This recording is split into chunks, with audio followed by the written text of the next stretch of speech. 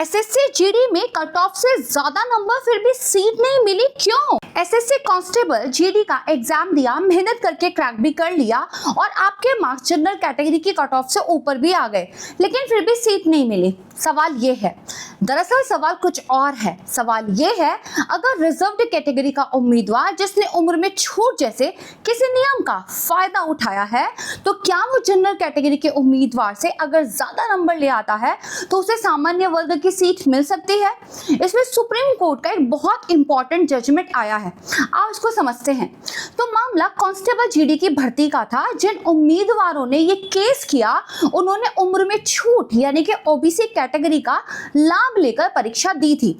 इनके number general category की cut off से ज्यादा थे, लेकिन जिस कैटेगरी से पेपर दिया था यानी कि ओबीसी कैटेगरी, उसकी कट ऑफ से कम थे। अब इन्होंने मांग की कि हमें जनरल कैटेगरी के अकॉर्डिंग पास मान लिया जाए। बट इस भर्ती में सरकार का 1998 का एक नियम लागू था। उस नियम में साफ लिखा हुआ था, छूट का फायदा अगर उठाओगे तो फिर माइग्रेट कर कर सामान्य सीट पर नहीं जा सकते। और अब सुप्रीम कोर्ट ने कह दिया है कि जब नियम में ही मना किया गया है तो फिर ये उम्मीदवार जनरल कैटेगरी में नहीं जा सकते हैं। सुप्रीम कोर्ट ने साफ साफ कह दिया है, आपकी भर्ती के रूल सबसे ज्यादा इंपॉर्टेंट होते हैं।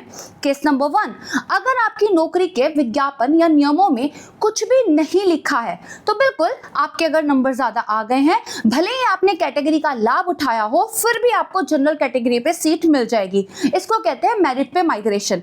लेकिन यहाँ पर सबसे ज्यादा जरूरी है केस नंबर 2, अगर आपकी भर्ती के रूल्स में यह साफ साफ लिखा गया है कि जो भी उम्मीदवार उम्र, फीस या किसी भी तरह की छूट का फायदा उठाएंगे उसे जनरल सीट के लिए नहीं गिना जाएगा, मतलब दरवाजा बंद है।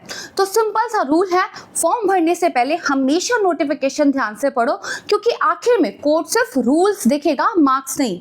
और हाँ, ये शॉर्ट अपने सभी स्टूडेंट्स के साथ जरूर शेयर करना, ताकि वो फॉर्म भरते वक्त सावधान रहे और बाद में पछताना ना पड़े। इसी तरह के यूजफुल अपडेट्स के लिए आप मुझे फॉलो कर लीजिए।